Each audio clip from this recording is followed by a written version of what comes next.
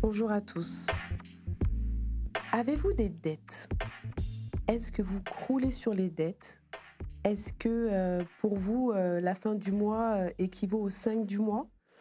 Est-ce que vous faites appel à toutes ces personnes qui vendent des crédits à la consommation à un taux exorbitant? Ou est-ce que vous avez tout simplement une bonne notion de la gestion de votre budget? Nous allons aborder ces thèmes avec le pasteur Élise Lazarus. Bonjour Élise. Bonjour ma fille. Comment vas-tu? Bah écoute, ça va plutôt bien, merci. La gestion du budget, ça te parle? Oh, ça me parle. On va voir ça aussi également avec le pasteur Gétro Camille. Bonjour Gétro. Bonjour Nafi. Comment vas-tu? En pleine forme, merci beaucoup. Es-tu panier percé ou économe? J'entends rien, là, là, là, là, là, là, là, là. Bon. Alors moi, ça me parle énormément. La gestion de l'argent, comment on dépense son argent, qu'est-ce qu'on choisit de faire avec son argent. Est-ce que Dieu a décidé de faire de nous des gestionnaires? Est-ce que nous faisons n'importe quoi avec ce qui nous est prêté par Dieu ou offert par Dieu? Et est-ce qu'on a un rapport avec l'argent qui est tel que c'est difficile pour nous même de sortir 1 euro de notre poche? Qu'est-ce que dit la Bible sur l'argent? Comment elle aborde ces sujets et comment elle nous demande de gérer notre argent? J'ai une question pour vous. Qu'est-ce qui pousserait les gens d'aujourd'hui, alors qu'on a quand même un confort, même avec pas beaucoup d'argent, à s'endetter? Est-ce que vous avez un texte qui pourrait nous aiguiller? Est-ce que pour vous ça vous parle? Est-ce que quand vous êtes dans les églises, vous voyez des personnes qui, en apparence, pourraient paraître très riches alors qu'au fond c'est compliqué? Il y a un texte dans Amos au chapitre 4. Alors, Amos, c'est un prophète, on a déjà parlé des prophètes, hein. Ce sont des gens qui parlent de la part de Dieu, et Amos parle à un peuple d'Israël qui est particulièrement rebelle, qui est idolâtre, qui n'en fait qu'à sa tête et qui est devenu super matérialiste. Et dans Amos 4, versets 1 et 2, c'est un langage prophétique, je rappelle que c'est un langage prophétique en image, évidemment, hein. Vous, les femmes de Samarie, grasses comme les vaches du Basan, écoutez cette parole. Vous écrasez les pauvres par l'injustice. Vous mettez à terre les malheureux et vous dites à vos maris, apporte donc à boire.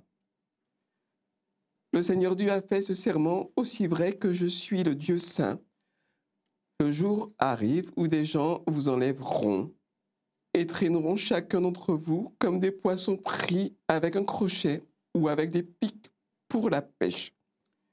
Et un peu plus loin, le prophète utilisera encore une image encore plus forte. Il dira « À vous tous qui allez jusqu'à convoiter la poussière sur la tête de l'indigent, sur la tête du malheureux. Le Seigneur vous jugera. » Et donc, un premier élément de réponse, je crois qu'on peut évoquer, c'est la convoitise. La convoitise et l'envie. Après, comment est-ce qu'on translate cela dans notre monde moderne? Bien, je crois que le pasteur Élise Lazarus va se faire un plaisir de me tirer une épingle. En fait, je pense qu'il faut séparer deux choses. Clairement, on est dans une société qui nous invente des besoins qu'on n'a pas. C'est le principe des pubs, c'est le principe des placements de produits, c'est le principe... Voilà. On est dans ce système-là. Je ne veux pas dire qu'il est foncièrement mauvais, parce qu'il y a des choses chouettes aussi, mais où parfois, on pousse les gens à vouloir beaucoup plus que ce dont ils ont besoin. Je crois, je ne sais plus comment il s'appelle, ce rappeur qui, au moment de la pandémie, avait fait tout un rap. Il y a une phrase dedans qui m'avait beaucoup marqué. Bon, je ne peux pas dire le titre parce qu'il n'est pas poli. Mais dans la chanson, il y a un moment, on en avait assez, on en voulait encore. Qu'est-ce qu'on va dire à ceux qui crèvent dehors? Voilà. On en a assez, mais on nous crée un besoin de encore. Ça, c'est une chose. Et ça existe, et c'est vrai. Mais ça, c'est facile à dire quand on a un peu de moyens. Alors bon, quand on est très riche, c'est encore une autre chose, mais si vous faites, c'est pas un joli mot, mais partie de la classe moyenne, vous êtes un peu dans ce système-là où on veut toujours vous dire achète, achète, achète. Mais on est aussi aujourd'hui, il faut le dire, dans une situation difficile où les prix des choses du quotidien montent et de plus en plus de gens s'endettent, y compris des étudiants, pas parce qu'ils ont envie de dépenser à droite et à gauche et de mener la belle vie, parce que le quotidien est devenu compliqué pour des familles aussi et qu'elles n'ont pas d'autre choix. C'est pas sur les loisirs qui rognent, c'est sur le nécessaire et donc ils n'ont pas d'autre choix pour finir le mois que de s'endetter et de s'endetter sur leur avenir aussi. Et ça, c'est très inquiétant. Alors, ce qui m'interpelle aussi, tout à l'heure, tu as parlé de placement de produits. Pour ceux qui me connaissent, je ne m'en cache pas, moi je fais du placement de produits, mais je choisis ce que je place et je ne place pas n'importe quoi. Est-ce qu'aujourd'hui, le fait d'être, par exemple, sur les réseaux sociaux ou sur le fait de voir certaines personnes qui sont dans un confort extrême ne donnerait pas envie à l'autre d'être, pas forcément comme la Bible le demande, mais de vouloir ce qu'on voit? Alors ça, c'est la difficulté aussi du changement de référentiel. Alors je suis complètement obscur en disant ça, mais avant, on n'avait pas tous ces écrans qui nous montrent en permanence des choses. Bien sûr. La télévision ne trônait pas au centre du salon, les gens parlaient entre eux, se racontaient des histoires devant le feu. Moi, je suis antillais. Et aux Antilles, on a une tradition orale où on raconte des histoires. Alors souvent, je ne cache pas, c'est des histoires de vaudou, de sorcellerie, de ceci, de diable, machin, bon. Mais autour du feu, et puis ça fait frémir les gens. Ça, c'est mort. Enfin, c'est pas mort, mais je veux dire, c'est en train de mourir, quoi. Et pourquoi? Mais parce que les smartphones ont pris la place, les télés ont pris la place, les ordinateurs ont pris la place. Or, ce sont des fenêtres sur notre esprit qui sont exploitées, pas seulement par des gens bien intentionnés, mais aussi par des gens pas forcément mal intentionnés, mais qui veulent faire leur beurre, quoi, tout simplement. Et donc, quand vous êtes gamin, quand vous mettez devant la télévision pour que les parents aient la paix. Moi, je me souviens, écoutez, j'ai quel âge? J'ai bientôt 50 ans. Je vais avoir 49 ans, là. J'ai encore des slogans publicitaires dans la tête, mais qui sont jusqu'à ma mort.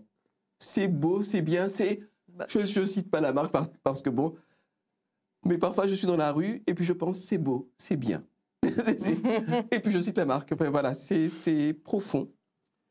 Et le cerveau, pour comprendre comment ça fonctionne, le cerveau fonctionne avec notamment plusieurs biais cognitifs, c'est-à-dire des raccourcis qui ne sont pas mauvais en eux-mêmes, mais qui peuvent prêter à erreur, à confusion, notamment le biais de primauté. Et plus on te montre quelque chose, plus c'est ce qui te vient immédiatement à l'esprit. Plus on te cite une marque, plus c'est ce qui te vient immédiatement à l'esprit. Et pour terminer, on est dans une époque où tout cela se professionnalise très vite, avec l'utilisation de techniques issues de la psychologie, de la neuropsychologie, de l'analyse des mouvements. On place sur des cobayes des détecteurs de mouvements de rétine, de pupille. Et ils regardent pour mettre le produit là où instinctivement l'œil va se porter, etc. Donc tout ça est très professionnel et si on n'y prend pas garde, on suit le mouvement, quoi, un petit peu comme des moutons. Serait-on formaté? En fait, alors c'est peut-être là une différence de génération aussi. Tes insinuations malveillantes ne me touchent pas, Élise. C'est toi qui as donné ton âge. J'ai juste dit qu'on n'est pas de la même génération. Hein. T'inquiète pas, j'arrive, je te suis de très près. Indubitablement. Oui. De tout temps, réseaux sociaux ou pas réseaux sociaux, l'homme, la femme, l'être humain, je veux dire, est très doué pour vouloir ce qu'il n'a pas. Je prends par exemple dans la Bible, il y a un roi, qui s'appelait Akab, qui regarde par la fenêtre et qui voit une vigne qui n'est pas à lui et qui fait « Elle est drôlement sympa cette vigne ».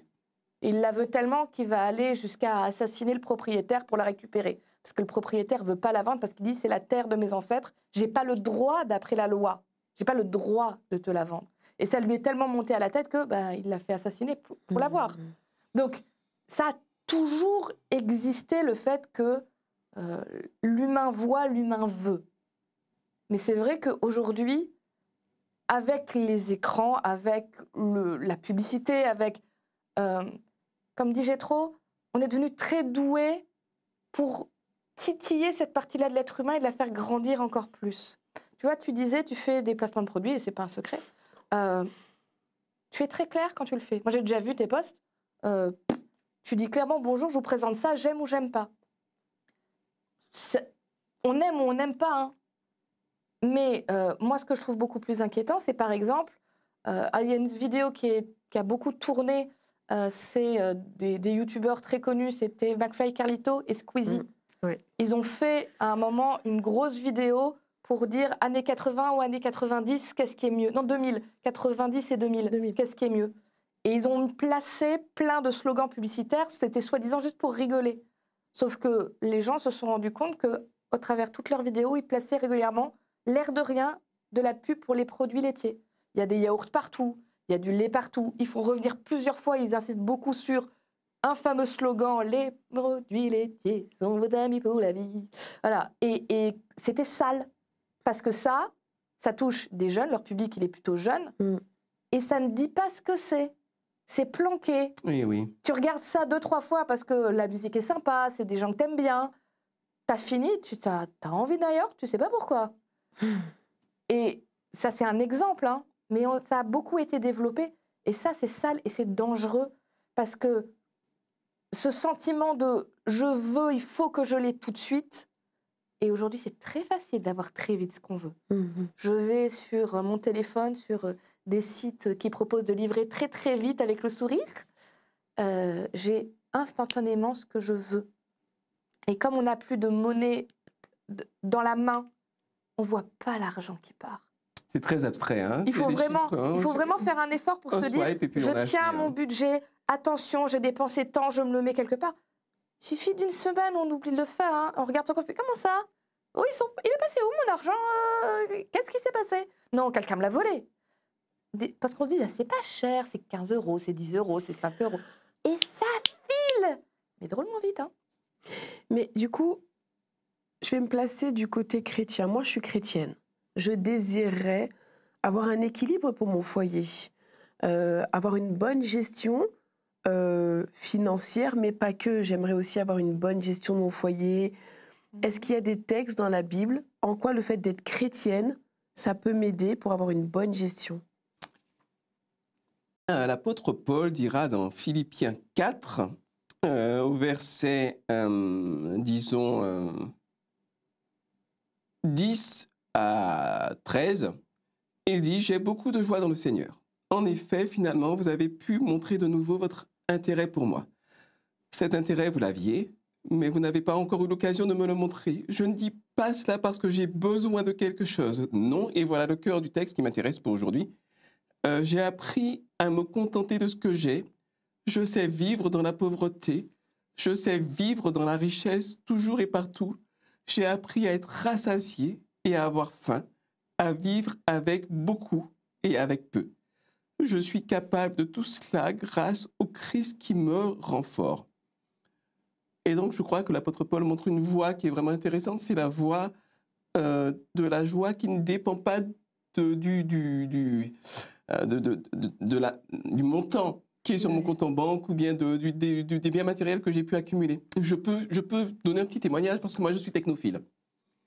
Et donc, à un moment donné, j'ai acheté une carte graphique qui est une table graphique au top, quoi, très puissante, parce que je fais la simulation de vol, etc. Et tout bon. Et donc, je me sens comme le roi du monde. Mais ça, c'est assez universel. Hein, je veux dire, je parle de moi parce que ça me fait rire, mais c'est assez universel. On se sent comme le roi du monde. Et puis, 2 mois après, ils annoncent une carte graphique de la série d'après qui est 2 fois plus puissante que la précédente. Et là, d'un seul coup, on se sent comme un misérable alors que la carte graphique est toujours aussi bonne. Vous voyez? Ou bien on achète le dernier téléphone, on se sent comme le pape. Enfin, je ne sais pas si le pape a un téléphone, mais enfin bon. On se sent comme le pape. Et puis, il y a une nouvelle génération qui sort et on se sent déclassé. Donc, il y a une valeur qui est fondamentale, c'est la valeur d'avoir une joie intérieure qui ne dépend pas de ce que je consomme ou de ce que je possède. Puis ensuite, voilà, comment est-ce qu'on s'y prend? Ça, c'est une autre question. Comment est-ce qu'on s'y prend? En fait, quand on parle de sous, la Bible, elle donne des grandes idées philosophiques, un peu comme ce que j'ai trop à dire. Hein. Je sais vivre dans l'abondance comme dans la pauvreté. D'accord. Mais il y a plein d'autres endroits où elle est hyper pratique, en fait. Dans l'Ancien Testament, tu vas trouver plein de lois que Dieu donne pour dire comment gérer son argent. Entre autres, il te dit interdiction de faire des prêts à taux usuriers. Ça veut dire quoi des prêts à taux usuriers? En gros, ça veut dire tu n'es pas censé prendre un crédit à la consommation. D'accord. Voilà. Parce qu'un taux usurier, ça veut dire tu as de l'argent là, maintenant, tout de suite, mais tu vas payer cher derrière. Tu vas finir par devoir rembourser le double. Voilà. Un exemple très pratique, c'est que ça te dit, Dieu te dit, fais pas ça. Voilà. Il avait carrément dit, c'est interdit. Alors, à l'époque, il mettait ça vraiment en interdit. Attention, si tu le fais, péché. Je pense que c'est plus dans l'idée de protéger des gens qui ne comprenaient pas forcément encore très bien comment ça fonctionne. Mais Dieu est très dur aussi envers ceux qui voudraient profiter, justement, des gens qui seraient un peu en besoin comme ça. Dieu leur dit, si tu prêtes de l'argent, c'est à taux zéro. Il y a des religions qui font ça. Dans l'islam, tu n'as pas le droit d'emprunter à un taux. Et même pour un prêt de maison, c'est interdit. C'est pour ça qu'ils empruntent soit à la mosquée, soit il y a des banques qui sont réservées à ça, pour justement ne pas emprunter et devoir des intérêts. C'est interdit. Il y a même des lois dans la Bible qui te disent, si tu as fait crédit à quelqu'un ou s'il te doit de l'argent et qu'il ne pouvait pas te rembourser, qu'il a dû, par exemple, te vendre le terrain qui appartient à sa famille depuis toujours, où Dieu lui a donné pour qu'il habite, au bout d'un certain nombre d'années, 50 ans, alors c'est quand même long, mais ça reste 50 ans. Oui, c'est long. Mais c'est tous les 50 ans, ça veut dire que ça peut faire 4 ans, c'est tous les 50 ans à date fixe, tu as ce qu'on appelle un jubilé, c'est un moment où toutes les dettes sont effacées. Tu es obligé de lui rendre. C'est même s'il n'a pas présidentiel. Oui, sauf que c'est des présidentielles où on tiendrait les promesses. Bon, voilà. Bref, glissons, c'est pas le sujet. Donc, pratiquement, comment est-ce qu'on fait? On met en pratique ce que Jétro a dit, c'est-à-dire on arrête de vouloir absolument impressionner les gens avec ce qu'on paraît avoir. On apprend à ne pas croire que le bonheur, c'est de toujours avoir quelque chose de nouveau, parce que avoir toujours quelque chose de nouveau, c'est un petit pic de bonheur qui redescend très vite. Et on a à nouveau envie de quelque chose d'autre. On se fait aider si on a besoin. Il y a des gens pour qui c'est maladif. Et dans ce cas-là, ce n'est pas une honte. Ce n'est pas honteux. Il faut juste se faire aider. Il existe aujourd'hui, on a la chance, même sur Internet, plein de gens qui aident à faire un budget si on ne sait pas le faire. Qui donnent des principes. C'est le 60, 30, 10, quelque chose comme ça. Pour te dire, tu as une partie incompressible. Donc une partie, c'est ce que tu es obligé de payer. Tu n'as pas le choix. Ton loyer, ton électricité, l'essence pour aller au travail. Tu ne peux pas dire, ah ben non, ça, je ne paye plus. C'est là. Après, tu as une partie pour tout ce qui va être la famille et une partie pour tout ce qui est les petits plaisirs et une partie pour mettre de l'argent de côté en cas de coup dur. Alors, c'est plus facile à dire quand on a à faire, quand on a un peu de sous, que quand chaque mois on est au centime près pour nourrir sa famille. Bien sûr. Faut être honnête. Mais voilà, c'est des principes qu'on peut mettre en place. Ce qu'on peut garder en tête, c'est Dieu te dit, sois un bon gestionnaire de ton argent. Donne-toi les moyens de l'être. Ne fais pas l'autruche. Dieu, il veut t'accompagner, il veut te bénir, mais il ne va pas faire pleuvoir les sous si tu as décidé d'acheter une Mercedes alors que tu n'as pas les sous et que tu voulais impressionner le voisin. Il n'est pas sponsor de je me la pète. Donc, Dieu, vraiment, il t'invite à dire, mets le nez dedans, même si tu te dis, c'est pas ton truc, ça s'apprend. C'est pas une fatalité. Moi, je suis pas chiffre. Vraiment, je serai jamais comptable. Mais quand j'étais étudiante, j'ai dû apprendre à gérer un budget. Je suis très contente de l'avoir appris pour être sûre de ne pas me retrouver un jour sur la paille.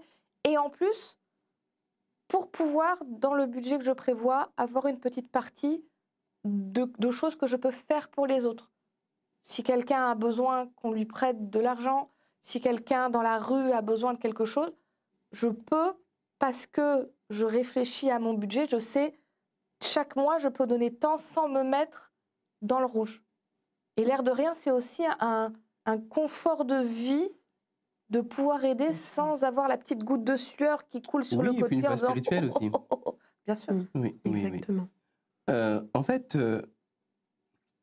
la nature de la religion qu'on a elle est, je parle généralement, hein, je veux dire, c'est souvent la religion païenne dans laquelle on externalise un certain nombre de choses, on veut externaliser, on veut sous-traiter un certain nombre de choses qu'on devrait faire nous-mêmes.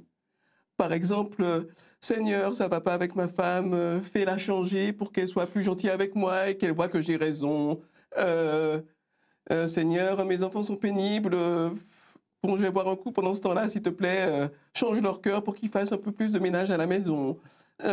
Seigneur, j'ai des problèmes d'argent, est-ce que tu peux m'aider à gagner au loto? Et à mon sens, ça s'apparente, quelque part, ce type de religion-là s'apparente à une forme. Ceux qui sont très pieux d'une mauvaise piété vont dire que c'est la foi. De mon point de vue, c'est la paresse.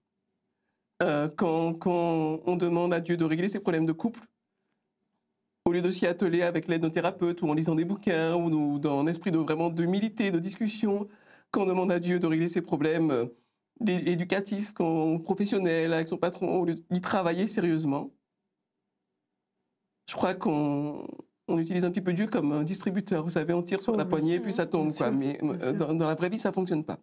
Dans la vraie vie, il y a des tas de gens qui prient pour un tas de choses et puis qui ne les obtiennent pas. Parce que Dieu nous a donné une force. Il y a un texte biblique là que j'aime bien, dans les Proverbes, au chapitre 19, verset 15 jusqu'au verset 17, 15 et 16, 15, 16, 17, c'est un beau passage. La paresse endort et celui qui ne fait rien a faim. Les gens qui respectent les commandements protègent leur vie, mais ceux qui ne font pas attention à leur conduite mourront. La personne qui donne aux pauvres prête au Seigneur et le Seigneur la récompensera. Et j'aime bien ce passage-là parce qu'en même temps, c'est un appel à la générosité, mais pas forcément à l'assistanat, dans le mauvais sens du terme. Et Dieu sait qu'il y a des gens qui, au niveau politique, qui s'approprient, s'accaparent ce sujet-là pour faire de l'odium, de l'humain, et puis avoir des électeurs. Mais finalement, c'est bien d'aider les gens qui sont en difficulté, mais les gens qui sont en difficulté doivent aussi se prendre en main. D'ailleurs, écoutez, moi je ne suis pas riche, mais ça m'arrive un peu comme Élise parfois de donner un peu, d'aider au travers d'ADRA notamment. On a une ONG qui s'appelle ADRA, qui est super. Et parfois de donner aussi directement à des gens. J'ai toujours énormément de joie à donner à des gens dont tu vois qu'ils se prennent en main et qu'ils bossent. Et par contre, j'ai arrêté de donner à certaines personnes qui ne se prenaient pas en main et qui ne bossaient pas parce qu'on a vraiment l'impression que c'est à fond perdu, quoi, que c'est le panier percé, tu mets de l'argent dedans, mais c'est reparti aussi sec dans n'importe quoi et puis ça n'a servi à rien, quoi. Après, j'entends tout à fait ce que tu dis. Moi, je suis plus prudente peut-être en disant on ne sait pas toujours les efforts que les uns et les autres font. On ne sait pas, enfin, c'est difficile de l'extérieur de dire est-ce que quelqu'un bosse ou pas, fait ou pas, travaille ou pas. Nous, on a une image très externe. Et ça peut aller sur ce que tu disais, sur le fait d'aider, mais on parlait au début de cette société qui te dit consomme, consomme. Un des grands pièges pour les jeunes en particulier, quand ils voient les réseaux, ils voient des gens pour qui la vie a l'air très facile. Ils se disent, t'es Instagrammeur, t'es YouTubeur, t'es sur TikTok, tu fais des millions de vues, t'as de l'argent qui rentre. Bah, c'est bon, quoi. Tu fais un petit placement de produit et puis t'as l'argent qui rentre facile et t'as tes cadeaux en plus et puis tu vas faire des beaux voyages. Il y a du travail derrière, Exactement. Il y a énormément de travail fait, derrière. Ils ne se rendent pas compte que ça cravache derrière.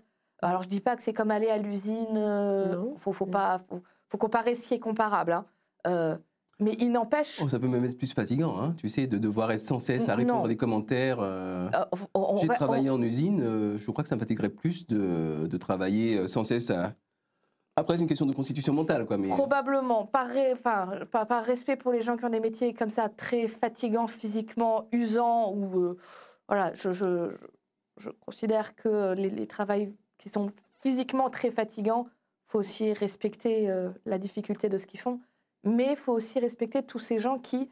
C'est pas parce qu'on donne l'impression que c'est facile que ça l'est. C'est comme les grands sportifs, vous voyez les ballerines, les choses comme ça, ça a l'air tellement simple. Tu dis, hey, moi aussi je pourrais. Et après, tu essaies de lever la jambe, tu fais, ah non, je ne peux pas. Donc, méfions-nous parce qu'en effet, aujourd'hui, tout le monde essaie de faire croire que sa vie est simple, sa vie tout roule, tout coule et tout arrive tout cuit.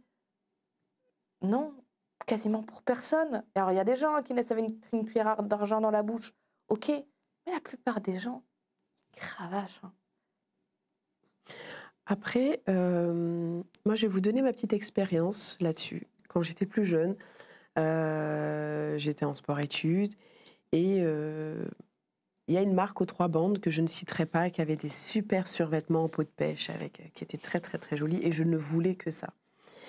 Et un jour, mon papa, il m'a dit « Viens, je vais t'expliquer quelque chose. » Je lui ai dit « Oui, quoi ?» Il m'a dit « Le paraître, c'est bien. C'est très bien. Tu seras toujours bien sur toi et autres. » Mais il me fait « Tu sais, moi, j'espère que quand je vais disparaître, parce qu'un jour, je ne serai plus là, et ben le jour de mon enterrement, les gens, ils ne vont pas dire « Ah, ben X, il était toujours très bien habillé, il avait une grosse voiture et une grosse maison. » Il m'a dit « C'est la dernière des choses que je souhaiterais que les gens disent de moi. Par contre, j'aimerais que les gens se souviennent de moi comme une personne avec qui les gens ont passé de bons moments, avec qui j'ai partagé un bon repas, avec qui que j'ai pu aider une personne à droite, que j'ai pu aider une personne à gauche. » Et c'est ces souvenirs-là que les gens vont répéter lors d'un enterrement, mais ils vont jamais évoquer la grosse voiture que la personne avait. Même les riches personnes, à leur enterrement, quand quelqu'un vient faire un discours, on ne vient pas dire « Ah bah oui, il avait la dernière Porsche Carrera ». Non, c'est pas ce qui ressort. On essaye de chercher ce que la personne elle avait de bon au fond d'elle-même et ce qu'elle a pu apporter aux autres. Et je pense que c'est un attrait et un trait peut-être de caractère que je m'efforcerai en tant que chrétienne à faire ressortir pour les autres. Ça me rappelle oui, parce que parfois on ne connaît pas les gens, c'est vrai, et puis parfois on les connaît. Je me souviens d'un paroissien qui avait des crédits partout.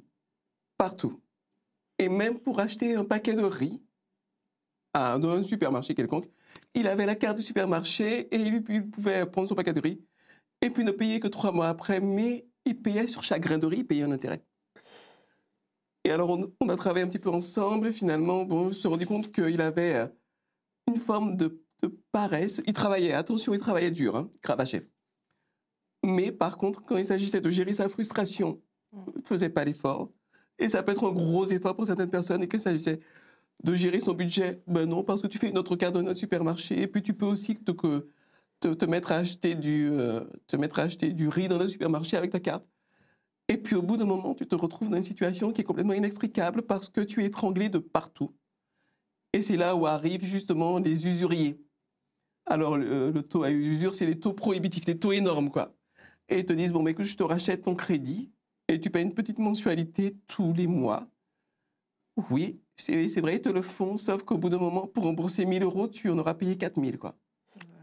Et donc, les conseils que donne la Bible, c'est pas pour rien qu'elle les donne. Il y a des moments où on n'a pas le choix. Moi, j'ai acheté un appartement, j'ai été obligé de m'endetter, j'avais pas les moyens d'acheter un appartement.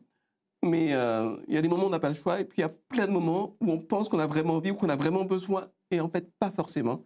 C'est important d'apprendre à faire la différence entre ce qui est vraiment indispensable, ce qui est bon, ce qui est nécessaire, ce qui nous ferait plaisir, c'est bien ce qui nous fait plaisir, mais est-ce qu'on peut vraiment se l'assumer et à quel prix, sachant, comme le disait très bien Élise tout à l'heure, que ce qui t'apporte une satisfaction, la carte graphique, hein, pour ne pointer que moi.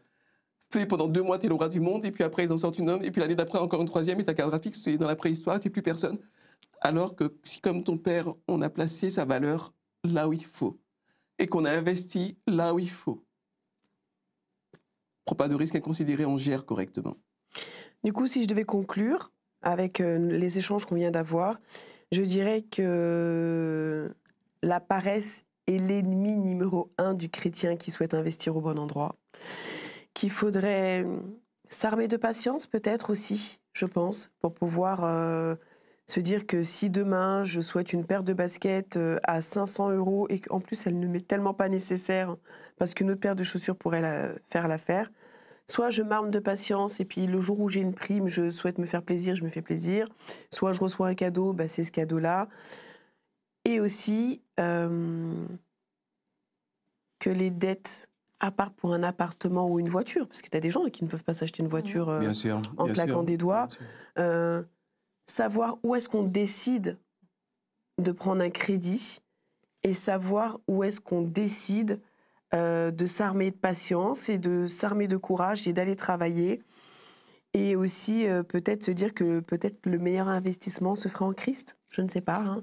Là, jolie conclusion. Voilà. En tout cas, je vous remercie beaucoup. Merci Élise, merci Jétro. Merci à toi. Merci à vous qui nous suivez. Et on vous dit à la semaine prochaine pour une autre étude.